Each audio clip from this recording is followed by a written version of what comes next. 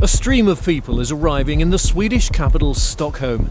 Among the thousands of tourists and residents, migrants coming to work illegally also slip through. An investigation by Sweden's TV4 and RFERL has uncovered a scam to provide them with official tax authority numbers, helping them to gain employment. At least one of the people involved even ended up working as a cleaner for the Swedish border police. This man is a migrant from Uzbekistan. He says he met a man who was able to unlock a back door to Sweden's labour market.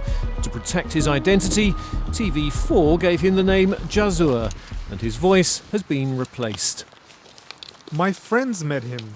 I got to know him through my friends. Fick du betala för att han skulle hjälpa dig med det här?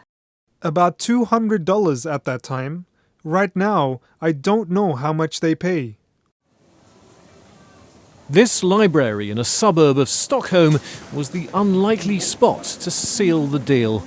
Jazur handed over his passport and some money to a man that TV4 gave the pseudonym Akmal. He told me to wait a while. He said I get to work. I get to open a bank account and to pay taxes. Akmal was going to register a used car in Jazur's name. This is done at the National Transport Agency, Transportstyrelsen. It sends a note to the tax office because Jazur doesn't have a Swedish social security number. The tax authority gave him something very similar called a coordination number. This number changes everything. Man låser upp ingången till Sverige. Man låser upp möjligheten att jobba här, man låser upp möjligheten att skaffa sig konton här, att skaffa sig en adress här. Our investigation found that Akmal used an address in this residential building for the fake car transaction.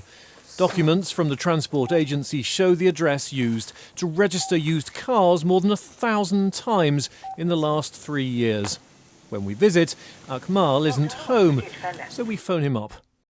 Jag skulle bara vilja prata med dig och visa dig, för när jag tittar på det så ser det ju ut som det är du som har hjälpt dem. Ja.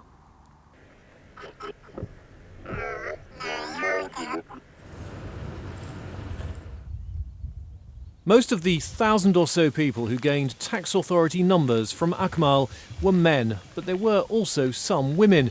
This is one of them, also from Uzbekistan. She says women with fake identity numbers are vulnerable to sexual exploitation. We also replaced her voice to protect her identity. I was offered a job if I agreed to work for free for 1 week. When that week came to an end, they gave me a choice.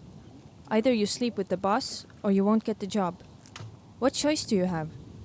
Many women turn their faces away, think about their children and go through with it. They go along with it. They do it because they have to. They need the money to support their children. I couldn't go through with it. The paper trail shows the people who gained fake identity numbers from Akmal have worked in the construction, cleaning and catering sectors. They worked at this Stockholm University Hospital and here at the largest shopping mall in Scandinavia. Many of them told us they worked long hours for less than the minimum wage and were often not paid at all.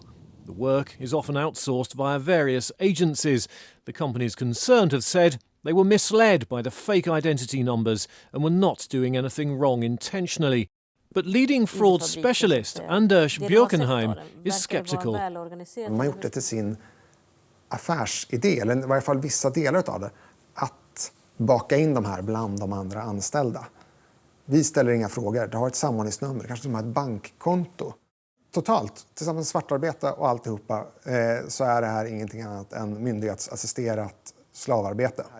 In any case, both workers and employers are breaking the law. And Björkenheim showed us online ads that openly offered used car trades as a way of obtaining coordination numbers, called samordningsnummer in Swedish.